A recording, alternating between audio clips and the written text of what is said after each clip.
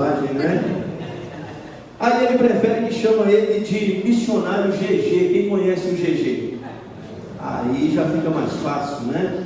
O GG esteve conosco aqui há alguns, talvez 2, 3 meses atrás. O GG veio em um carro, em uma caminhonete, e essa caminhonete é ideal para o trabalho que ele faz lá no meio da tribo Bororó, no Mato Grosso do Sul. O GG passou aqui 2 meses e alguns dias por causa do luto da perda da esposa. Então a APMT deu para ele 2 meses para ele vir para sua família, vir para o meio dos seus amigos e recuperar o seu coração, porque ele ficou muito desnorteado. Porque a Loenes, para os irmãos aqui da igreja que se lembram, a Loenes passou a ser 80% do ministério do GG, no que diz respeito a investimento de tempo e cuidado, pela contração de uma enfermidade que a colocou na cama, necessitando de 24 horas de pessoas ao lado dela. Ela se transformou numa criança. E aí então o GG ficava assim muito apegado a Loenes. Ela faleceu, ele ficou desnorteado, mudou tudo na vida dele, ficou aqui 2 meses. Quando ele estava indo embora, eu fiz uma viagem com ele daqui, Conceição, depois nós fomos em Mantimento, porque é em Mantimento a família da Loenes, e eu fui dirigindo a caminhonete. E a caminhonete estava muito complicada, ela estava com muitos problemas. E o GG então começou a orar e começou a divulgar a necessidade dele melhorar o transporte dele, o carro dele, para melhor ele fazer o trabalho no meio da tribo Bororó. Ficando em Caratinga, na casa do Theo, quando o Theo anunciou isso à igreja, um irmão da igreja não olhou e viu o GG. Um irmão da primeira igreja de Caratinga percebeu que era o reino de Deus que precisava avançar através desse ministro, desse missionário chamado Ageilson. Depois que o culto terminou, ele chamou o GG junto com o Theo e falou: olha, você pode ir na loja tal, que é uma loja de carros usados lá em Caratinga, você vai mostrar para eles o seu carro, o valor que eles derem no seu carro, eu vou inteirar para você comprar um carro 2022, uma caminhonete muito melhor, uma caminhonete praticamente nova, porque eu quero junto com você investir no reino de Deus. O GG foi naquela loja, o GG comprou a caminhonete, e a caminhonete é algo extraordinário. O GG então estava indo feliz da vida para casa para continuar o seu trabalho. Nessa viagem ele tem que parar em São Paulo, tanto para descansar quanto também para visitar igrejas parceiras. E aí, quando ele estava encerrando o tempo dele em São Paulo, depois de ter feito as visitas, ele vai pegar alguns materiais que uma missionária que trabalha lá com crianças na tribo Kaiowá, ela pediu para que o GG fizesse esse favor. O GG foi em alguns lugares para pegar materiais didáticos, livros, panfletos e outras coisas mais. E aí, meus irmãos, quando ele estava em um desses lugares, ele vai, pega o material. Quando ele desce, ele olha para o local que a caminhonete estava até então estacionada, e ele percebe que a caminhonete havia sido roubada.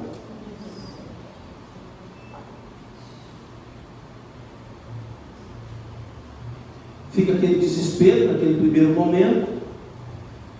A caminhonete estava com a carroceria cheia de materiais já para levar lá para a tribo, lá para o trabalho missionário. Mas o GG, de forma imediata, ele vai acionar o seguro. E acionando o seguro, foram lá, fizeram o BO, toda a documentação, e disseram para ele: precisamos esperar 3 dias.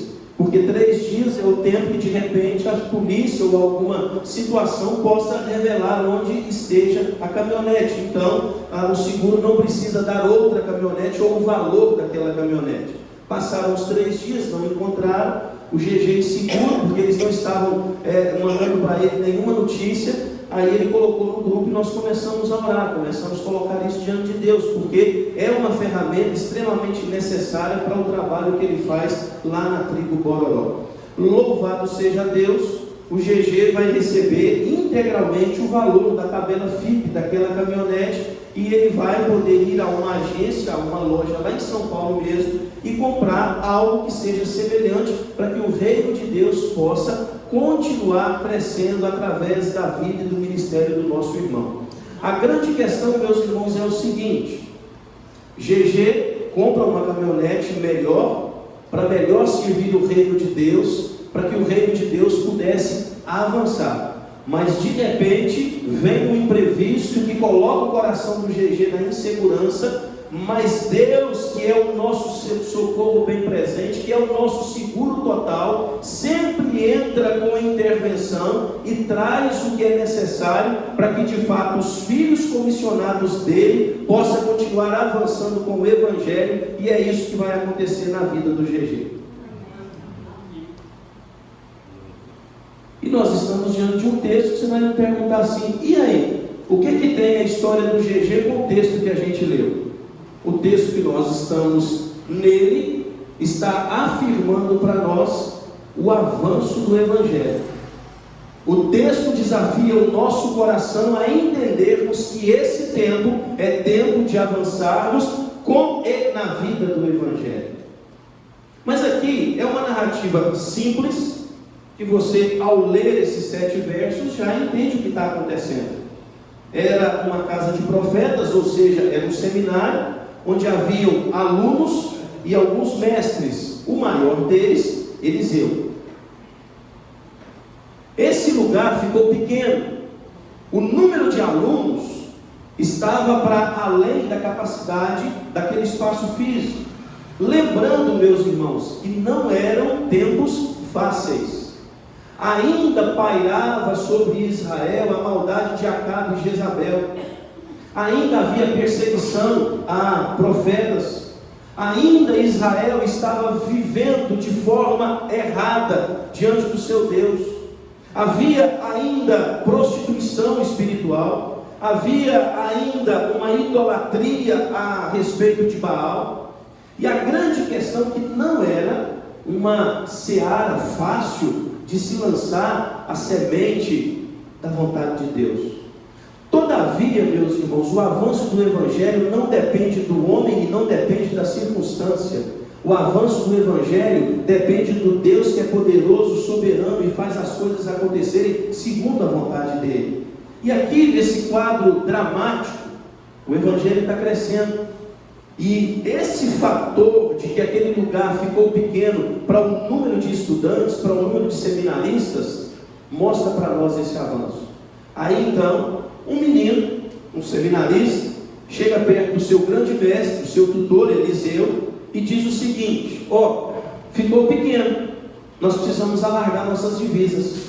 A gente queria a sua aprovação para irmos ao Rio Jordão, cortarmos algumas árvores e estender um pouco mais a nossa tenda, crescer um pouco mais o nosso seminário. Eliseu disse para ele: claro, aprovada a ideia, podem fazer o serviço. Um deles se levantou e disse: não é assim que a gente quer. A gente quer a aprovação, mas com a sua presença. Então, beleza, vamos e façamos juntos. E começaram o corte da madeira, começaram aquele empreendimento cheio de alegria, de esperança, porque toda vez que a gente está avançando, o coração é tomado de alegria, o coração é tomado de satisfação. E eles estão talvez cantando louvores a Deus, eles estão ouvindo os ensinamentos de Eliseu, eles estão ali fazendo com toda a força da alma deles esse avanço do reino do Senhor. Quando de repente um dos meninos dá uma machadada, e aí o machado sai do seu cabo e cai nas águas do Rio Jordão. As águas do Rio Jordão, segundo Naamã, não eram águas limpas, porque Naamã, quando teve lá do próprio Eliseu, que era para ele mergulhar 7 vezes no Rio Jordão, ele falou: mas é um rio sujo. Lá na Síria tem rios maiores e mais limpos, ou seja, não eram águas cristalinas. E aquele machado caiu. Qual era o problema? Não era dele. O machado não era dele. E aí, quando ele percebe essa perda, ele fica desesperado. Ele fica sem saber o que fazer. Mas de repente ele faz um movimento. Eliseu, o machado caiu no rio, e esse machado era emprestado, não era nosso. Eliseu observa a aflição do coração daquele menino e calmamente ele vai lá, corta uma outra madeirazinha um pouco mais fina, e ele joga essa madeira sobre as águas do rio Jordão, e de repente, meus irmãos, aquele ferro, aquele machado que estava lá no fundo, já no meio da lama, começa a vir para a superfície de uma forma extraordinária. E quando ele vem à superfície, Eliseu dá a ordem que o menino mais gostaria de ouvir: pegue, para que você possa continuar o trabalho e depois devolvê-lo ao dono, e assim a gente concluir a nossa obra. E é isso que acontece nesse texto. O texto termina com um grande milagre da parte de Deus, e os meninos continuando o crescimento daquilo que seria o seminário. Crescendo o seminário, o reino do Senhor iria avançar através da vida deles. Aí vem uma pergunta: o que tem essa história comigo? O que tem essa história com você? A gente aprende algumas coisas. Primeiro, no verso 1 e verso 2, olha na sua Bíblia e leia junto comigo. Verso 1 e verso 2, vamos lá? Disseram os discípulos dos profetas a Eliseu: eis que o lugar em que habitamos contigo é estreito demais para nós. Vamos, pois, até o Jordão.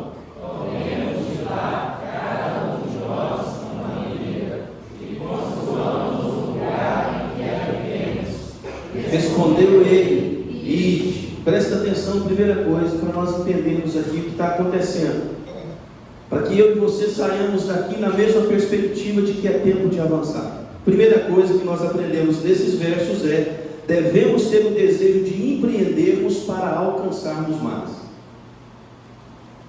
Presta atenção, devemos ter o desejo de empreendermos para podermos avançar mais.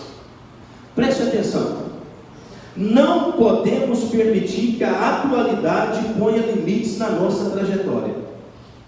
Nós não podemos permitir que aquilo que estamos vivendo hoje coloque limites no que nós precisamos sonhar amanhã. Aí você pode me perguntar assim: tá, onde é que está essa ideia do desejo de empreender para avançar mais? Olha só, esses meninos não tinham nenhuma obrigação de chegar próximo a Eliseu com a visão que tiveram. Eles eram alunos, eles eram pessoas aprendizes, perceberam que a sala estava repleta, ou seja, sala repleta, sucesso absoluto do trabalho que está sendo feito. Qual que poderia ter sido o movimento deles? O movimento deles é: olha, Eliseu, vamos fechar as vagas, porque senão vai ficar impróprio para a gente continuar aprendendo com satisfação, vai trazer dificuldades a gente aceitar mais um aluno, então a gente fecha as vagas, aí depois que a nossa turma formar, esses que estão excedentes e os que estão chegando, possam então fazer a matrícula tempos depois. Eles poderiam, junto com Eliseu, ficarem satisfeitos com o resultado que haviam alcançado. Num tempo de crise, num tempo de perseguição, num tempo que a palavra de Deus era caçada como um animal, e aqueles que proferiam a pregação do reino de Deus estavam sendo mortos, o que nós estamos vendo é um ambiente de ensino, um ambiente espiritual, um ambiente cristão, mesmo ainda antes de Cristo, um ambiente da vontade de Deus, repleto de pessoas querendo se entregar ao serviço do reino. Eles não falam isso com Eliseu. Eles chegam perto de Eliseu, observam a filha de excedentes, percebem a chegada de outros e diz assim: nós podemos ir mais, nós podemos alçar um pouco mais o nosso voo, nós podemos colocar o nosso boné um pouquinho mais longe, o nosso braço dá para buscá-lo depois. É possível a gente empreender, e empreendendo com responsabilidade, a gente alargar e absorver todos e continuar com essa mesma qualidade de ensino. É preciso colocar mais gente para dentro. Não vamos fechar as vagas, vamos abrir outras mais. E aí então esses meninos colocam no coração esse desejo, esse sonho. Por mais que seja sucesso que nós estamos vivendo, nós podemos avançar um pouco mais. E aí você pode se perguntar assim: tá, e o que tem isso a ver comigo? Meus irmãos, não é muito incomum a gente parar ora no sucesso, ora em uma frustração. A gente faz uma meta, nós traçamos um plano, e quando a gente chega e alcança esse plano, alcança essa meta, é natural o coração descansar. Deixa eu falar para vocês o que eu leio e o que para mim é uma realidade, pensando em igreja em primeiro lugar. Há um autor chamado Dali Galloway, é um americano, foi filho de pastor e depois também ele estudou no seminário lá nos Estados Unidos e se transformou em um pastor extraordinário. O Dali Galloway diz o seguinte: seja o que você estiver fazendo, pastor de igreja ou professor de seminário, quando você alcançar 70% da ocupação física do espaço que você está, saia e promova algo 2 vezes maior, porque senão você sossega. Assim é na vida da gente. Muitas vezes nós paramos por causa daquilo que alcançamos. Muitas vezes nos satisfazemos com aquilo que o serviço já trouxe para nós como resultado. E aí então é preciso termos um dado no nosso coração. Se você para em algum momento, você não vai andar para frente, mas é certo que você vai dar passos para trás. Ninguém fica estagnado. Ou você vai empreender para avançar um pouco mais, ou então a naturalidade da estagnação vai puxar você para trás. Porque a vida é dinâmica, ela é ao vivo. Você não procura um médico que formou há 50 anos atrás e não fez atualizações. Você procura um médico que está atualizado agora, no presente.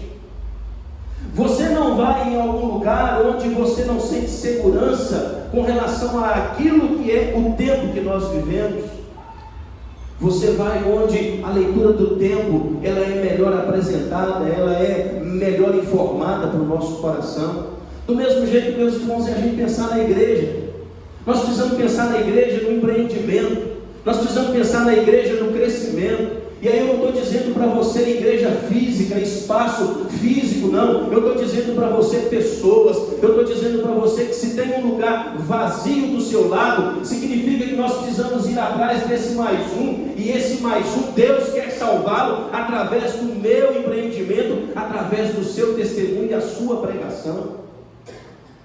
Em cada movimento que a igreja de Cristo faz, a ideia é: eu ainda tenho povo nessa cidade, não se cale, tenham coragem e pregue o evangelho, porque eu vou salvar todas as minhas ovelhas, e tem ovelhas de Deus nessa cidade que virá para esse aprisco e virá para outros apriscos mais que estão pregando também o evangelho. Mas deixa eu dizer para você, se a igreja não entender que tem que empreender, se nós não entendermos que precisamos melhorar e crescer, lermos mais a Bíblia, atualizarmos a nossa fé, a gente para e a gente retrocede. A pergunta para nós nessa noite é: eu quero avançar mais, então eu preciso entender que onde eu cheguei não pode ser o ponto final, tem coisas ainda para serem alcançadas. Talvez na sua vida, talvez na sua vida, no seu serviço, você quer aumento de salário, mas não leu um livro.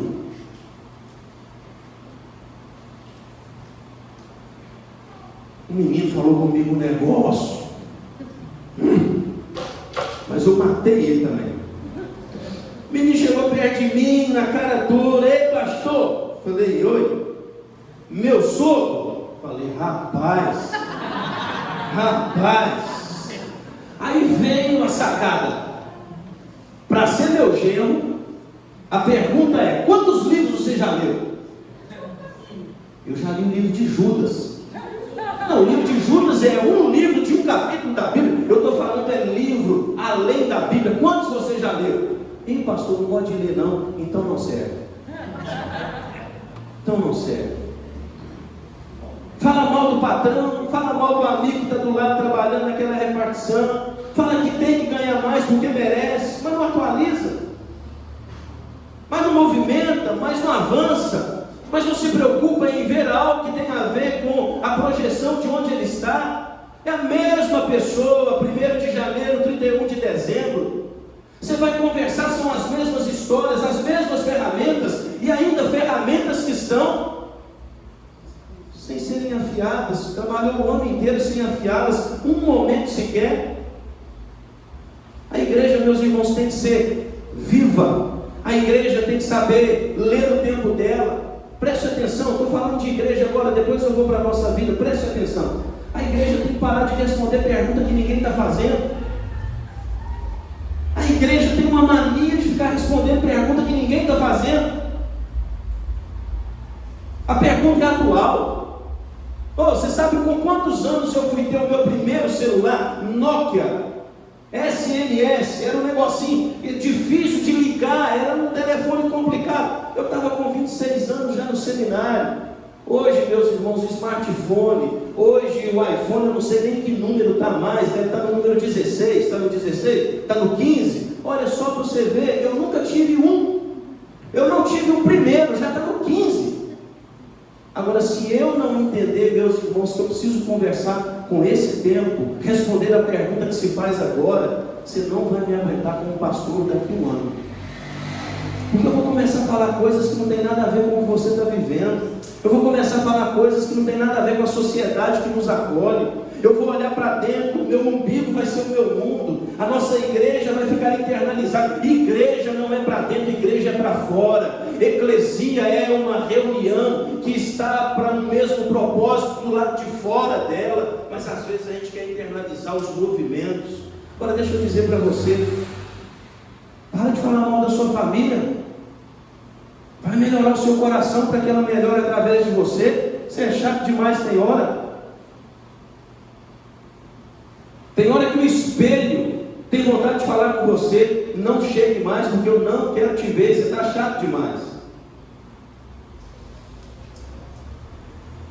Todo mundo que fala mal demais da família dele é porque é ruim igual a família que ele acha que ele tem.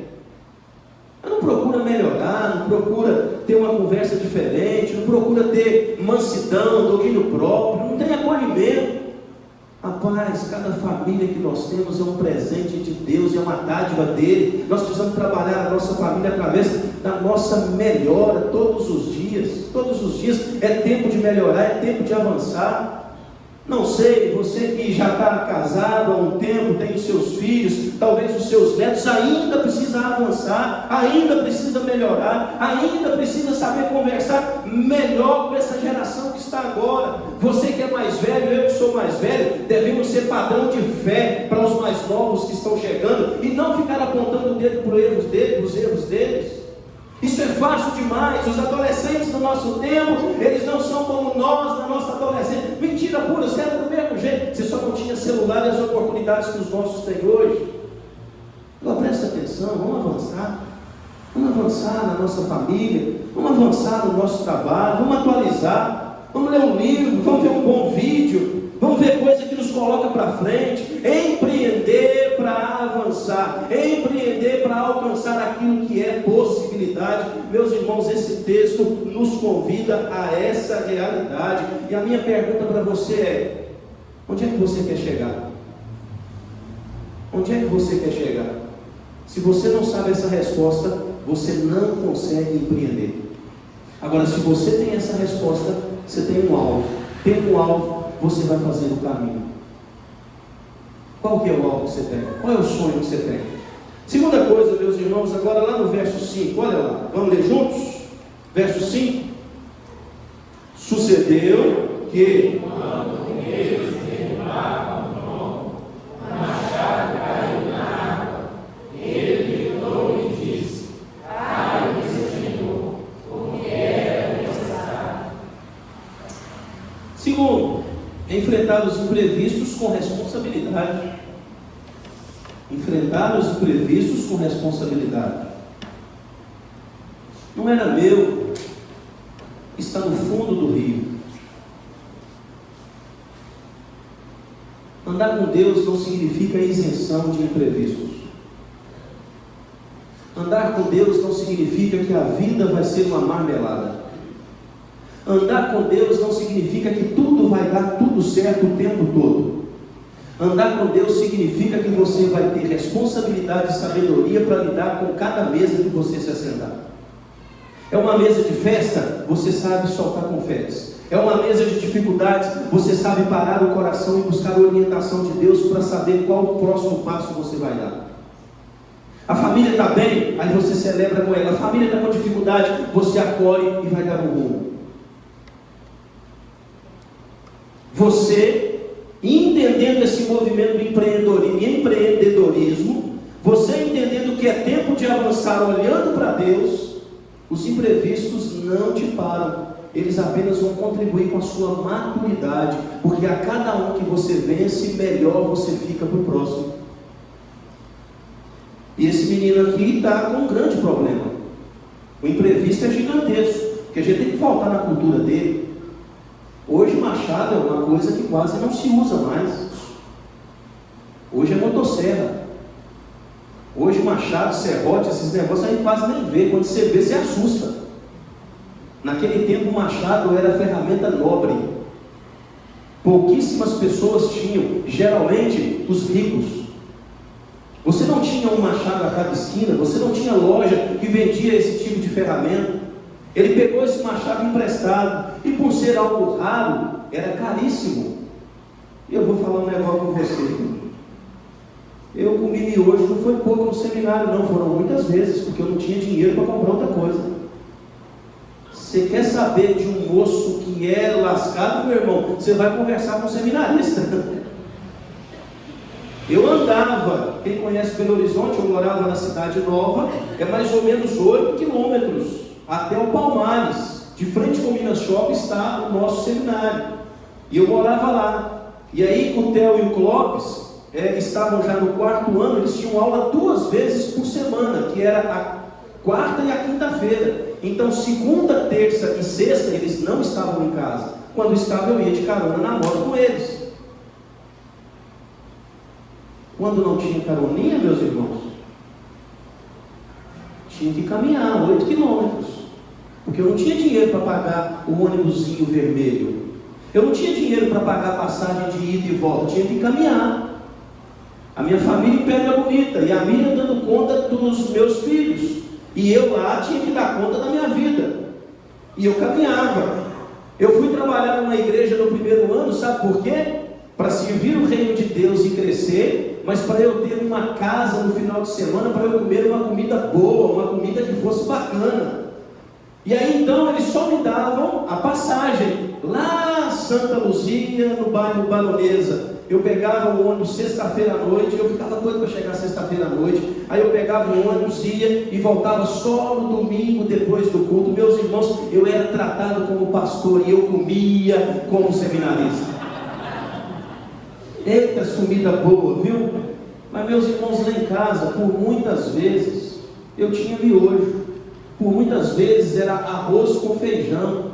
Porque seminarista não tem dinheiro. E esse aqui é um seminarista, ele não tinha dinheiro para pagar o machado. Ele estava em más lençóis. Talvez ele deveria, a partir daquele momento, trabalhar como escravo até sanar a dívida dele. Porque naquela época, nome era algo que se levava a sério. O segundo problema, meus irmãos, a ferramenta caiu na água.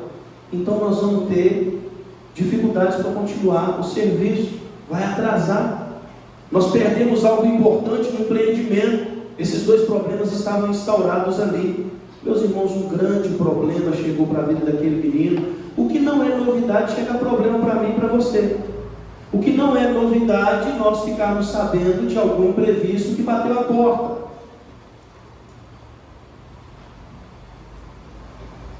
Eu fico pensando quando a Ana Cibele chegou lá em Manhuaçu e foi internada para receber de uma forma linda a vida do Ravi. Mas de repente um imprevisto, tiveram que ficar alguns dias a mais no hospital. Ela teve que ficar separada do seu filho. E somente ela sabe falar para nós o sentimento de voltar para casa sem poder levar o filho. Mas é um imprevisto que surgiu na vida dela. Você pode estar vivendo um imprevisto hoje, talvez no seu casamento, talvez na sua relação pais e filhos, talvez no seu trabalho, talvez você esteja passando por um imprevisto na questão espiritual. Você não consegue ler a Bíblia mais, o pecado está te vencendo, você deseja avançar, mas isso está atrapalhando você se soltar para frente. É possível eu estar conversando com pessoas aqui nessa noite que estejam lidando com imprevistos, e imprevistos, meus irmãos, já é previsto. Ficou legal, não ficou? Imprevisto na nossa vida, no mundo quebrado pelo pecado, já é previsto. Já é previsto. Vacilar em São Paulo e o carro ser roubado. Não fala que o GG vacilou, mas o carro dele era atrativo. Em São Paulo você tem que andar mais vivo do que em qualquer outro lugar nesse planeta. Porque senão, quando menos se espera, piscou o olho, alguma coisa foi levada. Imprevistos acontecem, talvez você esteja passando por um. Você precisa fazer o que o menino fez. O menino não procurou rodeios. O menino não procurou jogar para debaixo do tapete.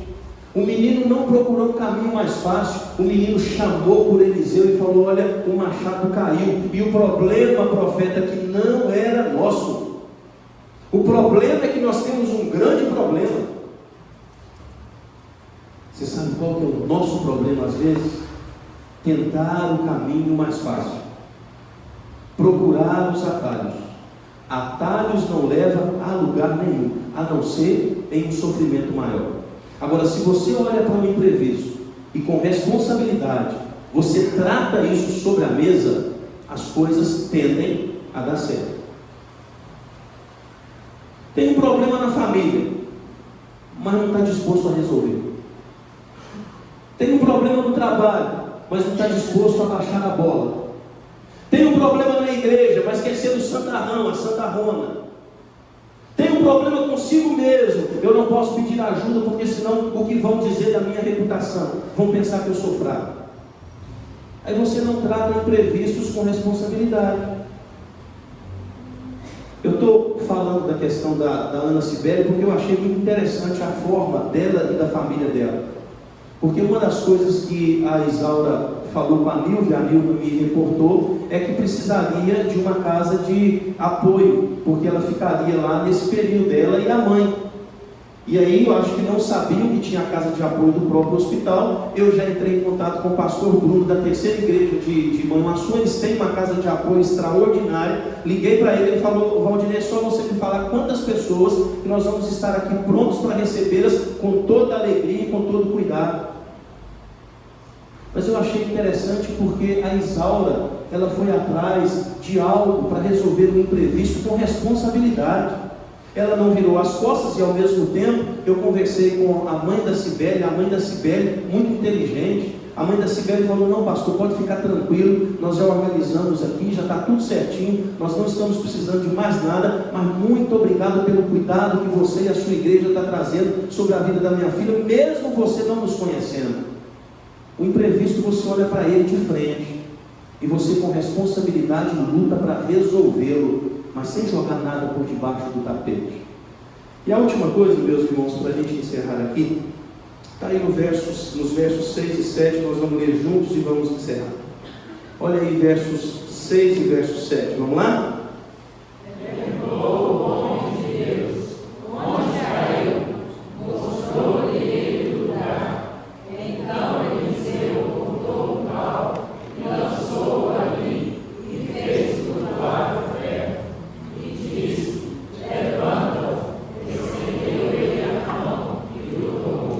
Agora, o melhor desse último ponto para a gente aprender não são esses dois versos, é o terceiro.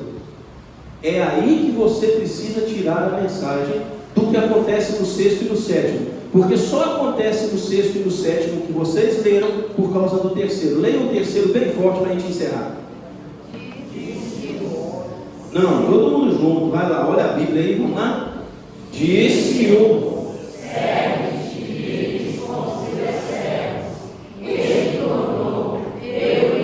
Olha só, anda com gente de Deus e Deus fará proezas na vida de vocês. A pergunta foi: Eliseu, nós estamos vendo a necessidade de alargar as divisas, crescer o espaço, você nos permite? Aí Eliseu falou: sim, podem ir. Aí um foi e sacou: não, nós precisamos da sua liderança, da sua fé, nós precisamos de você junto conosco. Você precisa estar também no nosso empreendimento. O que Eliseu falou? É claro que eu vou. E aí Eliseu foi junto. Quando o machado caiu, O moço procurou por quem? Porque se Eliseu tivesse ficado em casa, ele não teria tido a oportunidade de procurar a Eliseu, o profeta. Quando ele procura Eliseu, Eliseu não faz alarme. Homem que anda com Deus não faz alarme. Mulher que anda com Deus não faz alarme. Homem e mulher que andam com Deus olham através da fé. Olham através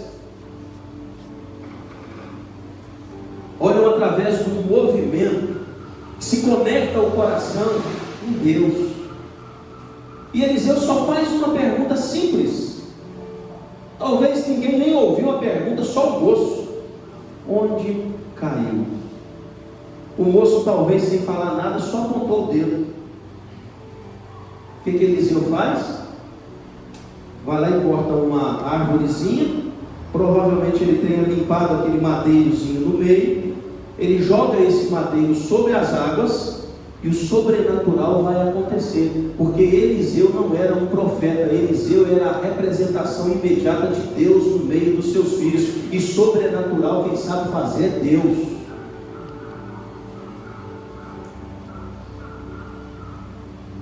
O machado flutua, e aquele menino pode pegar aquele ferro, pegar aquela ferramenta, colocá-lo de novo no cabo, continuar o trabalho e ser livre de toda a situação e carga negativa que estava no coração dele.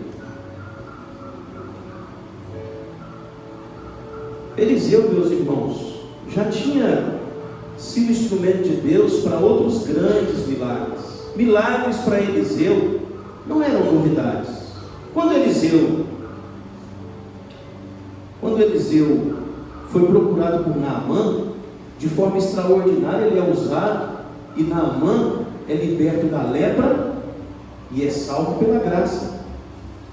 Quando Eliseu chegou a uma viúva e ela estava por perder os seus filhos, ele faz um milagre e o azeite começou a jorrar, até faltar vazias, porque Eliseu estava ali como instrumento da parte de Deus e o milagre acontecendo através da vida dele. Eliseu, com alguns outros, talvez discípulos dele, foi tomar água, e a água estava amarga. Ele corta uma árvorezinha, joga na água, e aí a água então se transforma em algo saudável, algo que poderia ser bebida, água potável. Eliseu está fazendo mais um milagre, ou melhor dizendo, ele está sendo usado por Deus para o sobrenatural acontecer. O imprevisível acontece quando um homem de Deus se reporta a Deus. E o imprevisível aqui não é normal um pedaço de ferro flutuar. E pedaço de madeira não é ímã. É o poder de Deus que faz esse movimento acontecer. Talvez você esteja de fato precisando de um milagre, como nós ouvimos no momento da oração. Talvez você precisa entender a oportunidade do empreendedorismo da fé, lembrar que imprevistos acontecem, mas colocar no coração a esperança de que Deus está vivo, soberano sobre todas as coisas e pode fazer o imprevisível acontecer na sua vida. Ele pode restaurar aquilo que se perdeu. Agora, sabe qual que é o grande drama? É quando a gente perde aquilo que não é nosso. Perder o que é nosso, a gente fica chateado, mas a vida continua. Agora, perder o que não é nosso, aí se complica. Talvez você não entendeu que essa família não é sua. Essa família foi Deus que te deu e você precisa cuidar dela. Cuidado para não perder o que não é seu. Talvez o seu emprego, a sua empresa, o seu trabalho, você não tenha tido essa consciência. Não é seu. É uma ferramenta que Deus te presenteou para você glorificar o nome dele. Cuidado para não perder. O dom que você usa na igreja, o dom que você usa para trabalhar no corpo de Cristo, é um presente. É algo que Deus te deu. E Ele vai pedir a você conta do que você fez com os talentos recebidos. Cuidado para você não colocar por debaixo do tapete ou enterrar. porque não é seu. O seu corpo não é seu, o seu corpo é de Deus. Todas as coisas que você faz, todas as coisas que você tem, todas as coisas que você tem a oportunidade de relacionar-se, tem a ver com a vontade de Deus para a sua vida. Cuidado, porque isso não é seu. E deixa eu te dizer uma coisa.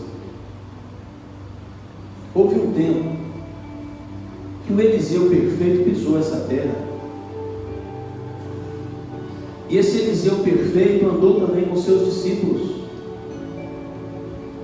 E teve um momento que esse Eliseu falou com seus discípulos: atravessem o lago, eu vou ao monte orar e me encontro com vocês do outro lado. A tempestade, o imprevisto se levantou. E aí o Eliseu perfeito desceu aquelas montanhas, e como se fosse o mesmo terreno, ele começou a andar por sobre as águas. Ele foi onde estavam os discípulos, e lá nos discípulos ele acalmou primeiro a tempestade que estava no coração, e depois ele colocou o vento no seu lugar, e as ondas baixaram, e virou-se um tapete de águas para eles de fato concluírem o que Jesus havia ordenado aos seus discípulos. O imprevisto se chamava tempestade. Jesus chegou num imprevisto na casa de Marta e Maria, depois de 4 dias. Já estava fedendo, já tinha passado o misticismo de ser ressurreto por algo extraordinário, porque o Espírito pairava sobre o corpo, e ele poderia tomar o corpo de novo. Já era o 4º dia, já tinha passado a esperança. Retira a pedra, e ele falou: Lázaro, saia para fora. E o imprevisto chamado morte teve que dar lugar para a vida, porque Jesus é Senhor de vivos e mortos. Agora o melhor de tudo, nós tínhamos perdido tudo, exatamente tudo, porque o pecado tirou tudo de nós. O pecado tomou a imagem de Deus, o Criador, o Deus criativo que nos fez a sua imagem e semelhança. Preste atenção aqui. E esse pecado lançou tudo que de perfeito que havia sido dado por Deus a nós, lançou no mar da lama. Aí esse Eliseu pegou uma madeira, se colocando nela, e essa madeira foi lançada sobre esse mar de lama, e graciosamente essa madeira, a cruz do nosso Senhor e Salvador, também aliviou essa carga negativa que estava sobre o meu e o seu coração.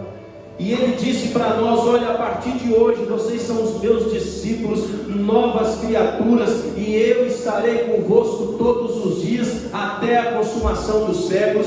Podem empreender, porque eu estarei do lado de vocês. O milagre pode vir quando o imprevisto bater a porta. Eu sou o Emanuel que os acompanharei, e acompanharei em poder e graça, e Jesus Cristo está aqui em nós e no nosso meio nessa noite.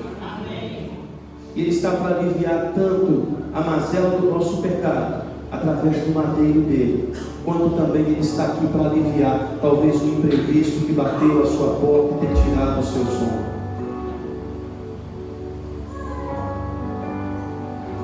Seguro Total resolveu os problemas do GG, mas nenhum seguro é tão total e pleno quanto Jesus Cristo, o Senhor da igreja. Quem nele está nunca mais terá fome, nunca mais terá sede, nunca mais terá perturbação do pecado e da condenação que poderia chegar, porque em Jesus Cristo, de fato, Paulo está certo, a vitória é nossa e o céu é uma realidade para cada um que crê no nome desse Eliseu perfeito, que com seu madeiro perdoa os nossos pecados. A pergunta é: de fato essa madeira foi lançada sobre esse rio de lamas chamado pecado na sua vida? Porque somente esse madeiro pode purificar você e te aliviar das cargas negativas.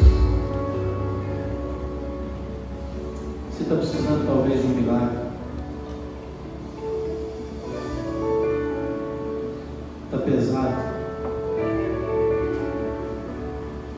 E o que você está perdendo não é seu. O seu tempo não é seu. A sua saúde não é sua. Seus filhos não são seus. O dom não é seu. É tudo propriedade exclusiva de Deus. E talvez o imprevisto esteja fazendo você perder essas coisas. Talvez o imprevisto esteja tirando a sua alegria de empreender. Talvez o imprevisto não deixe você ter contato com esse livro bendito na sua semana. Talvez o imprevisto não te permite orar. Talvez o imprevisto não te deixe conectar com um homem e uma mulher de Deus. Eliseu foi com eles, Jesus andou com seus discípulos, e agora nós precisamos andar com homens e mulheres que estejam também andando com Deus. Essa é a melhor companhia. Eu queria te convidar a ficar de pé. Na verdade eu quero, né?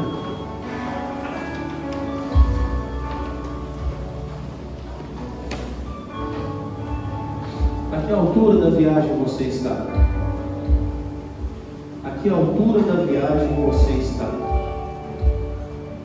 Eu não estou falando de idade, não. Eu estou falando de empreendedorismo. Eu estou falando de fé. Estou falando de relação com Deus.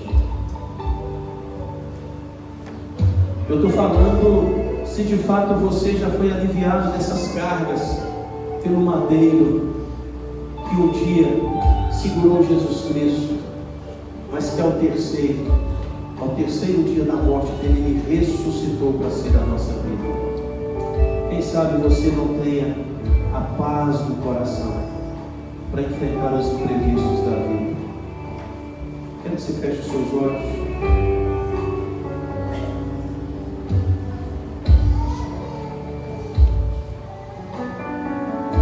Lembre-se, por mais que um culto ele seja comunitário, o verdadeiro culto é aquele que acontece no seu coração a partir do que a palavra está produzindo.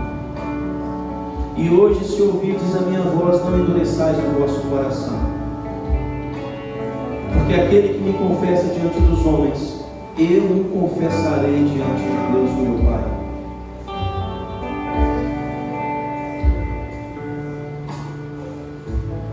Você perdeu alguma coisa?